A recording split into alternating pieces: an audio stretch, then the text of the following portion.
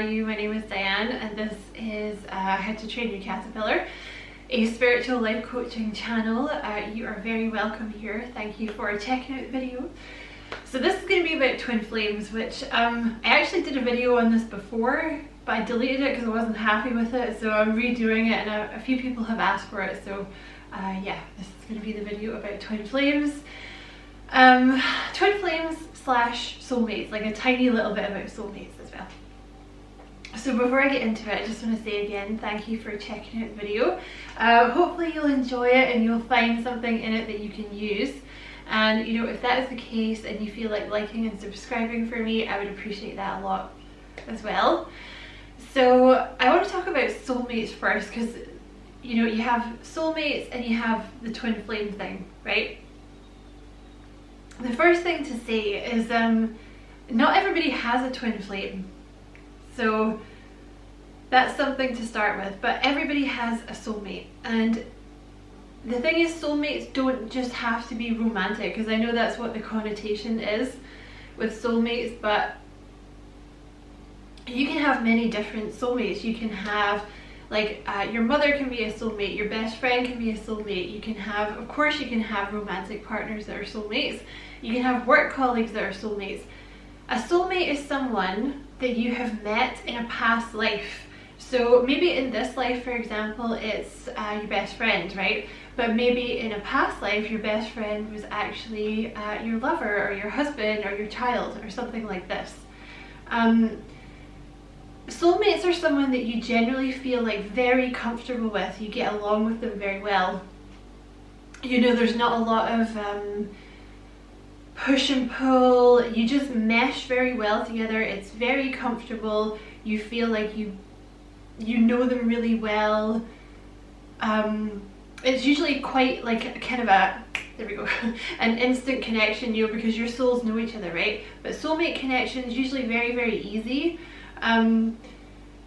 Yeah, like a very gentle experience, and you will have multiple soulmates that you will meet throughout your life, and everyone has them. Now the thing with twin flames that makes it different is, like I said, not everyone has them, and the reason for that is a twin flame is the other part of your soul. So at some point you were alive, okay, on earth, and you reached a point of ascension, okay, your soul ascended, and you made a choice.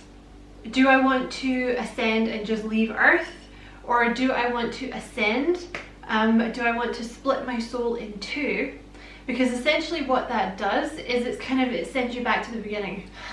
So you kind of have to learn all your lessons again. So it's like an extra opportunity for your soul to learn. So that's what a twin flame is. It's people who have chosen to split their soul in two, not like a Horcrux, in a good way. People who have chosen to split their soul in two and come back to earth to learn. The twin flames will not always be incarnated together. Sometimes one of the twin flames will be on earth and the other one will be, I don't know, farting around in space or the 5D or wherever it is they go, different planets or whatever, right? At the moment, there are a lot of twin flames who have chosen to reincarnate together, and the reason for this is a very crucial time for the earth, because we're currently transitioning from the 3D to the 5D. So what that means is, like in terms of vibration, the vibration of the planet as a whole is ascending. So the twin flames help us do that, and I'm going to explain why. The twin flames help us do that. So that's why a lot of twin flames have chosen to incarnate at the same time, okay? The reason that the twin flame dynamic helps raise the vibration of the planet is because the twin flame dynamic is incredibly challenging, okay? I'm going to talk about shadow work a lot in this video, so if you're not sure what that means, I have another video on it that maybe you want to check out if you, if you want to know, okay, if you feel like that would help you. because your twin flame, if you have one, will really make you do your shadow work. Like, that's the thing with the twin flame. It can be labeled kind of toxic in a way, right? But I'm going to get to that as well. It can be labeled kind of toxic because there's a very strong push-pull dynamic with the twin flame that you do not get with a soulmate. And the twin flame will trigger you to do your shadow work. It will force you to look at the aspects of yourself that you have been in denial about. It will force you to address them and release them. Therefore, this will raise your vibration, and then you know, you go, it's a two for one thing. You know, it raises your vibration, it sends you through your spiritual awakening, and therefore at the end of your spiritual awakening you help awaken others. So it's like a, you know, it's a ripple effect, right? That's one way that you can tell that you've met your twin flame, because it will send you on your spiritual journey. That's how I know I met mine, because that's how I got into all this stuff. You know, before I got into like all this spirituality, I did not believe in it at all. Like, I was raised Catholic, which if you've watched my other video, I think about how I got into the spiritual path, I do mention this briefly. Like, I was raised Catholic, so I kind of thought all this stuff was like demonic and stuff. I mean, my mum was quite into it, but it wasn't until, like, I knew a little bit about like Reiki and stuff, but it wasn't until I met my twin flame that I got into this. And prior to meeting my twin flame, it was weird. Like, I had actually gotten quite back into the whole like Christian Catholic thing as well. But when I met my twin flame, it's like that's why they say it's toxic, because it's like an obsession. It really is, because that's what it's designed to do. It's designed to make you go on a spiritual quest, okay? And the way that a lot of people get into spirituality is the tarot, okay? Because that's why I ended up getting into the tarot, because I was so confused about what had happened when I met my twin flame that I was like, I need to know more information about this. And I just gradually found the tarot, you know, and then I was like watching tarot readings, and I was like, well, the hell with this, I'm gonna buy some myself, because I was like getting tarot readings from other people, and obviously that was getting expensive, and I was like, well, I'm just gonna buy my own tarot deck. And then the thing is though, there's only so much you can read for yourself. Excuse me, like I'm going on a tangent here, but there's only so much you can read for yourself, because you start getting the same answers and you're like, well, this isn't helping me. So I ended up starting the channel just as like an outlet for the tarot, because I really love doing it. But that's how I got into all this stuff, because you know, you get into the tarot and then you're like, well, there's obviously something to this, and then you start researching other things like the chakras and blah blah blah blah blah. So that's how I got on my spiritual path, and that is what the twin flame journey is all about, getting you on your spiritual path so you can do your shadow work, so you can raise your vibration and raise the vibration of the rest of the planet. What happens in a twin flame dynamic, there is always a feminine and there's always a masculine. That is regardless of gender, because you can be two men or two women, and one of you will be the masculine and one of you will be the feminine, because it's all about the yin yang, balancing the two aspects, you know. Like the masculine is the, hold on, yang, yeah, the masculine is the yang and the feminine is the yin. So you will also find that your twin flame is very opposite to you. That's what I found. Like, I'm much more introverted, I'm much more quiet. You know, my twin flame is much more, he's much more like, I wouldn't say loud, but yeah, loud. Like loud, like extroverted, like boisterous, you know, this kind of thing. You will notice though that you are very similar at your core. Like, your external differences might be quite prominent. Like I said, one of you might be more extrovert, the other one might be more introvert. I'm a brunette with like quite dark eyes, and like when I take a tan, I actually go quite brown. I just never see the sun. He's like blonde, blue eyes, like very pale, so it's literally like the two opposites. It's funny, but at our core, we're actually very similar. Like we have a lot of shared interests, you know, like conspiracy theories, for example, and we actually have kind of a similar background as well. I'm not going to go too much into it because I want him to be able to remain like anonymous, because you know it's not really up to me to like out him. But yeah, like we have quite a similar background. Like when I started to talk to him, I realized like we'd actually gone through a lot of similar experiences. So that's something else that you will notice. Like you might be very like opposites on the surface, but actually your core values and like a lot of your interests and a lot of your history might be very similar. And also a lot of your core wounds might be very similar, because the twin flame is designed like you're a mirror of each other. So that's why it's kind of toxic. It's not really toxic is the thing. It's just difficult, it's hard, because there's this push-pull, because that's what I was saying, sorry I digressed, but there's always a feminine and there's always a masculine. So when you meet your twin flame, it is the feminine who initially chases. This is the dynamic. So the feminine will chase, the masculine will run. The masculine will not return until the feminine gets into his or her divine feminine. And what I mean by that is getting into a space where you are not chasing this person, because you do not feel like you need someone else to complete you. Because you may find, you know, when you first meet this person, like I was quite clingy. I was looking for someone to like fill a void in my soul, because there was like a lack of internal validation, and that was things from my past that I had to deal with. So meeting this person, I am very different now, I would say, to when I met him. Like the whole journey has been very difficult, but it's been really good for me, you know.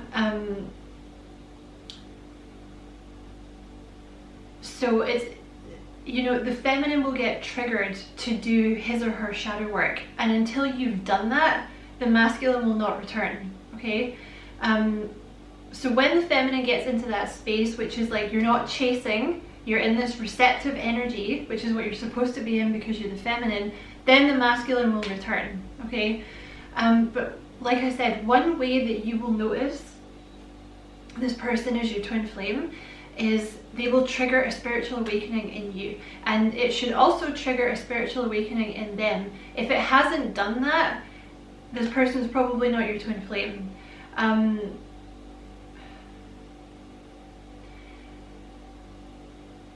Like I said, you might also notice that like this person is very different to you on the surface, but you have very core, like similar values. You may also notice, this is something that I've noticed, you may have a similar facial feature, okay? This might not be true for all twin flames, I'm not sure, but I noticed it with something on my face and on his face. Like we have very similar eyes. Like I have quite, I'm not bragging, I'm just saying a fact, like my eyes are quite big, his eyes are quite big. And also I'm going to put here a picture of a deck that I use all the time. It's called the Soul Connections Oracle deck or something, and it's actually written by twin flames. And you will notice, I'm going to put a picture of the couple here, you will notice that they actually have a very similar mouth. You see that? Kind of something, it's a little thing that I've noticed about twin flames, so that could be something else. But if this person does not trigger you to do a lot of your shadow work, it's probably not your twin flame. Twin flames tend to also share like almost a telepathic connection. I had never felt anything like this before I met my twin. Like there's an obsession. I think that's why they probably label it kind of toxic, because it is kind of an obsession, because you are meeting the other part of your soul. Like, it's such a strong connection, like you pretty much never stop thinking about them. I do want to be careful though, that's the thing, like I think a lot of people use the twin flame like umbrella to excuse a lot of really dreadful behavior. A twin flame journey, the person shouldn't be abusing you in any way. Usually, like I said, what happens is they leave, they run, right? And then pretty much there shouldn't really be any contact between you. In that time when the masculine has run, there really shouldn't be any contact between you. And this can take years, like 4 or 5 years, longer than that. While I remember, there is also an age gap between the feminine and the masculine. The feminine is usually older by at least 7 years. I don't really know why that is. It does seem to be a thing though. So that's another way that you can tell. But you know, they shouldn't be abusing you. You know, this shouldn't be a person that's like gaslighting you, or like you know, continuously calling you for like booty calls while they've got a bunch of other people in the go. That's not twin flame, that's just toxic, and you need to get that person gone. Okay, there shouldn't be like any emotional abuse, any physical abuse, anything like that.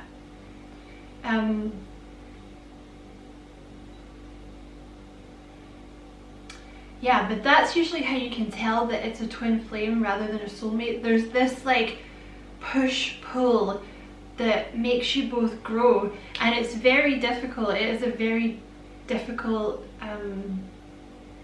journey to go on, but the thing is, it's fast-tracking you. That's why a lot of twin flames have chosen to incarnate at this time, because it fast-tracks you. Like, the amount of shadow work that I have done since I met my twin flame would, if I had gotten to it at all, would have taken a lifetime. You know, since I met my twin flame, I have literally, pretty much spirituality is all I've done. You know, like that's what it does. It fast tracks you, and you know, if you're on the spiritual path yourself, you know what I'm talking about. Like, you lose your friends, you know, you're in like the dark night of the soul, going through all this shadow work, and it's a lot. Like, it's a lot. You're going through your hermit phase, blah blah blah blah blah. Like, it's not fun, but honestly, I am a completely different person now, I would say, than when I met my twin. I mean, I'm the same person at my core, but all the things that used to hold me back are honestly, like, they're not a problem for me anymore. And I see now, I don't want to go into it too much because it is personal, obviously, but